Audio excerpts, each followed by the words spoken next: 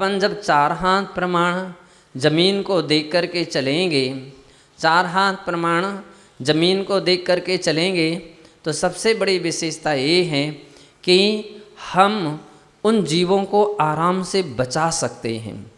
किसी व्यक्ति ने कहा कि अपन को 1 हाथ जमीन देखने में क्या परेशानी है, तो 1 हाथ जमीन का तात्पर्य है कि अपन तत्कालता में उसकी रक्षा नहीं कर पाएंगे, उसकी रक्षा नहीं कर पाएंगे। दूसरी बात, अगर 5 हाथ 6 हाथ जमीन देख लिया तो क्या परेशानी है। तो ज़्यादा दूर की हम जीव राशि को, छोटी या सूक्ष्म जीव राशि को अपन अपनी आँखों से नहीं देख सकेंगे। तो इसलिए हमारे आचार्यों ने निश्चित किए गए कि 4 हाथ प्रमाण जमीन को देखना चाहिए।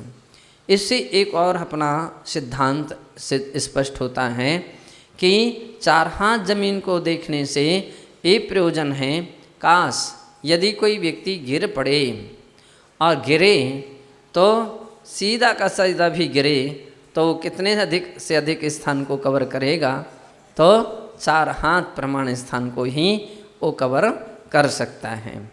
तो इसलिए भी 4 हाथ जमीन को देखने का अपने यहाँ वर्णन है, व्याख्यान है कि ईर्या समिति के धारक यतिजनों को, साधुजनों को 4 हाथ प्रमाण जमीन को देख करके चलना चाहिए।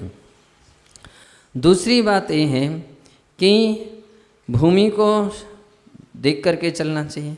इसी बात के लिए आगे कहते हैं कैलासोर्जयंत चंपा पावा आदि तीर्थयात्रा संन्यास देव धर्मादि कारणेन शास्त्र श्रवण आदिकेन वा सा प्रतिक्रमण श्रवणादि प्रयोजनेन वोदिते सवितरी प्रकाशिता अशेष दिगंते विशुद्ध दृष्टि संचारे विशुद्ध संस्तर प्रदेशे ईर्यापथ मार्ग प्रतिपादनेन समीहमानेन कृत स्वाध्याय प्रतिक्रमणादि देववंदनेन पुरतोः अग्रतोः युगमात्रं हस्तचतुष्टय प्रमाणम् अवलोक्यता सम्यक् पश्यता स्थूल जीवान् प्रमत्तेन यत्नपरेण श्रुतशास्त्रार्थं स्मरता परिशुद्ध मनोवाक्कायक्रियेण स्वाध्याय ध्यानोपयुक्तेन सदा भवति गंतव्यम इति। यहाँ पर आचार्य महाराज ने दोनों गाथाओं का एक पूरी की पूरी बात क्लियर कर दी कि बिना प्रयोजन के गमन नहीं करना चाहिए, निष्प्रयोजन गमन नहीं करना चाहिए। तो प्रयोजन क्या हो सकता है, तो साधु हैं तो साधुओं को प्रयोजन है तीर्थ यात्रा, सिद्ध क्षेत्रों की यात्रा। सिद्ध क्षेत्रों में कैलाश पर्वत है जहाँ से भगवान ऋषभदेव का निर्वाण हुआ है, मोक्ष हुआ है, अथवा उर्जयंत कहो या गिरनार जी कहो, तो सिद्ध क्षेत्र गिरनार जी है जहाँ से तीर्थंकर नेमिनाथ भगवान को आदि लेकर के बहुत सारे महाराजों का निर्वाण हुआ है। अथवा चंपापुर जो नगरी है वहाँ की यात्रा करते हैं। क्योंकि वहाँ से वांसपूज्य भगवान को आदि लेकर के अनेक महापुरुषों ने निर्वाण को प्राप्त किया है। अथवा पावापुर और पावा नगरी, 2 अर्थ लिए जाते हैं। तो यहाँ से भगवान महावीर स्वामी को आदि लेकर के अनेक महापुरुषों ने निर्वाण को प्राप्त किया है, इसलिए वहाँ की यात्रा करते हैं।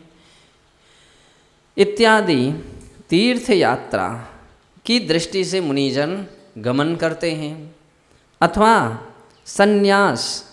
संन्यास का अर्थ ये है कि संलेखना समाधि के इच्छुक साधुजन जो होते हैं वो उचित निर्यापक की खोज के लिए बतलाते हैं 500, 600 इत्यादि योजन तक गमनागमन करते हैं, शोध करने के लिए, खोज करने के लिए।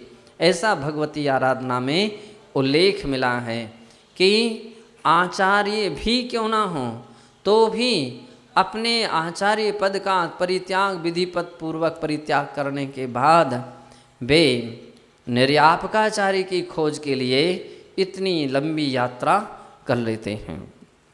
संन्यास की दृष्टि से वे गमन करते हैं। देव धर्मादि कारणेन, और कहते हैं भगवान जिनेन्द्र देव अथवा धर्म इत्यादि के कारण से शास्त्र श्रवण आदि के ने, अथवा शास्त्र के सुनने, जिनवाणी के सुनने के लिए इस उद्देश्य से वे गमन करते हैं। मुझे जिनवाणी सुनने के लिए मिलेगी, शास्त्र का ज्ञान मुझे प्राप्त होगा, इस दृष्टि से वे गमनागमन करते हैं।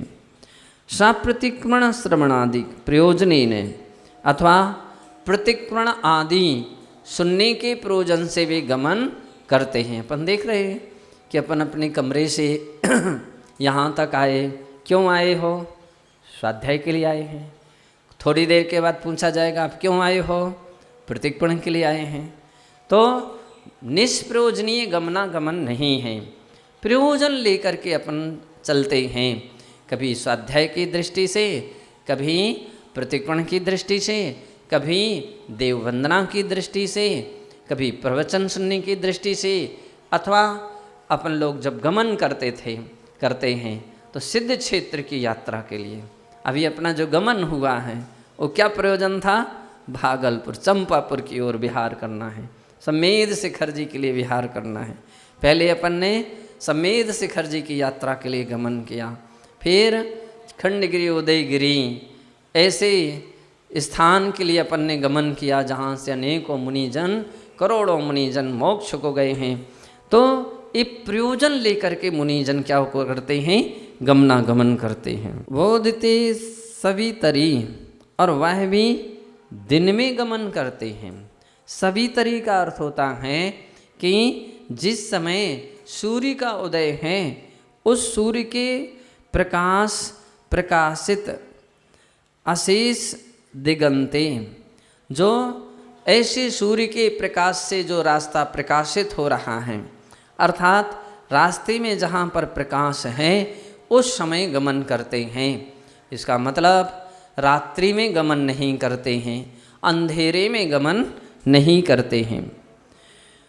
और विशुद्ध दृष्टि संसारे, जहाँ पर दृष्टि का अच्छी तरह से संसार हो रहा है, यानी हम जमीन आदि को अच्छी तरह से देख पा रहे हैं, ऐसे रास्ते से गमन करते हैं। विशुद्ध संस्तर प्रदेश है, और कहते हैं विशुद्ध जो संस्तर प्रदेश है, अर्थात जहाँ पर संस्तर यानी चटाई, पाटा इत्यादि अपन अच्छी तरह से देख सकते हैं, रख सकते हैं, उठा सकते हैं, ऐसी स्थानों में गमन करते हैं।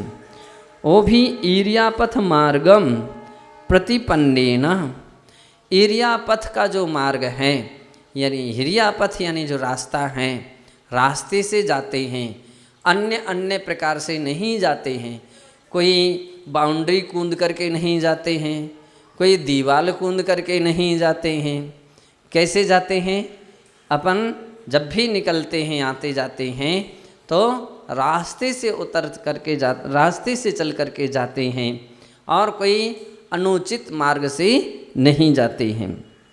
समीह मानेन कृत स्वाध्याय प्रतिक्रमण देववंदनेन पुरतोः अयतो युग मात्रम, और कहते हैं कि इस प्रकार से देखते हुए ईर्या समिति से, मार्ग में चलने की इच्छा से क्या करते हैं?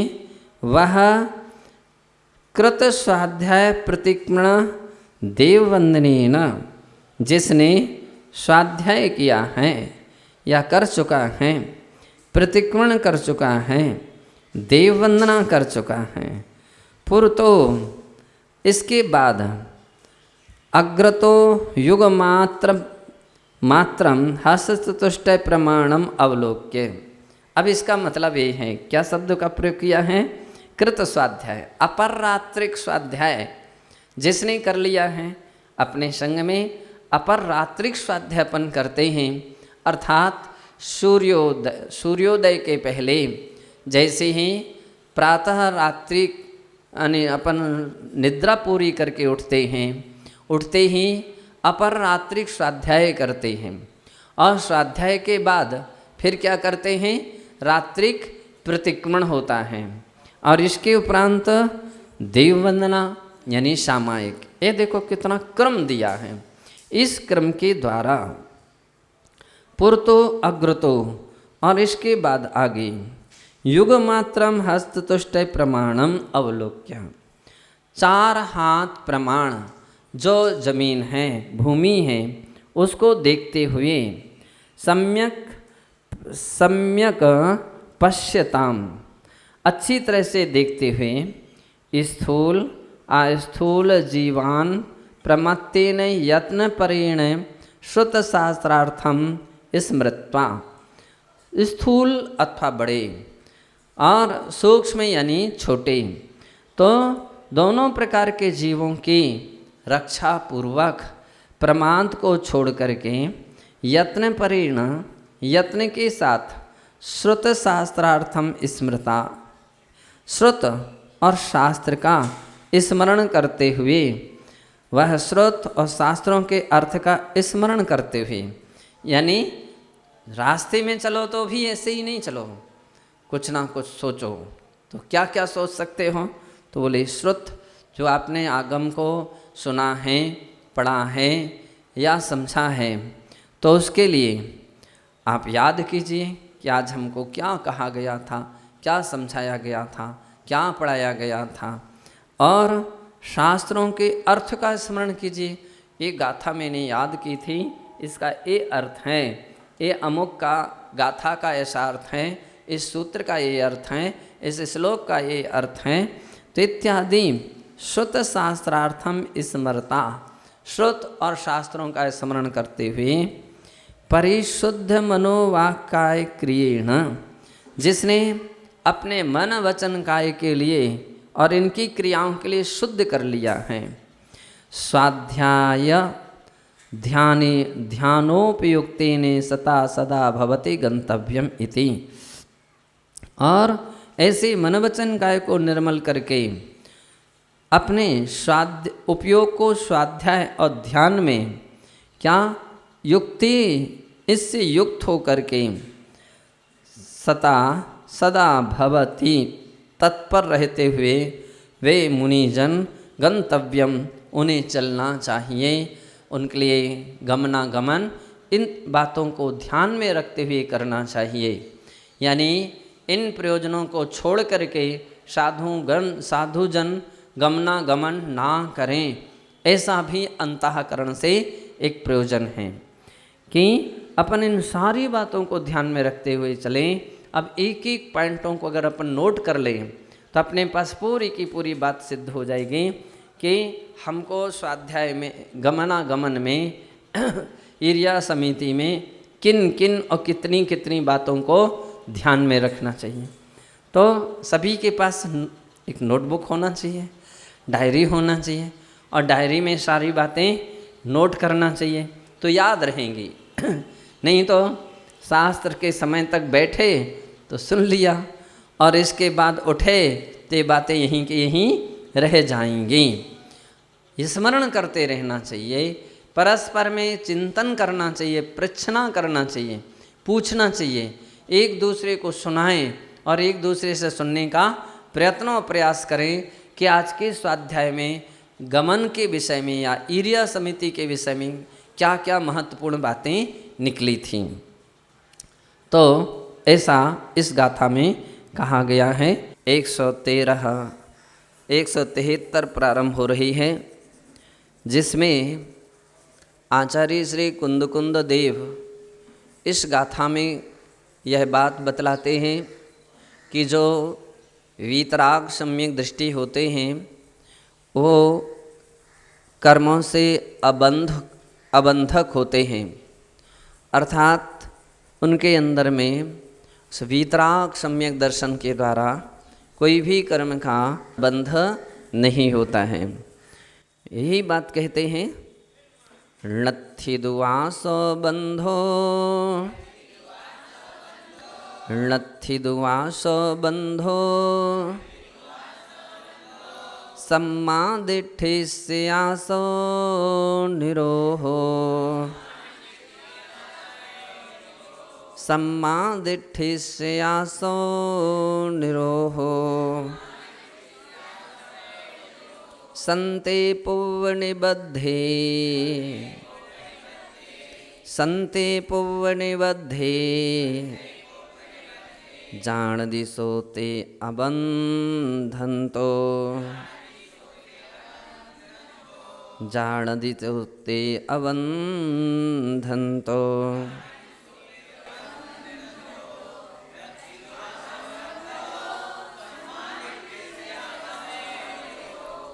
यहाँ पर आचार्य महाराज यह कहते हैं, सम्मा दिट्ठिस्स आसो निरोहो आसो बंधो नत्थि।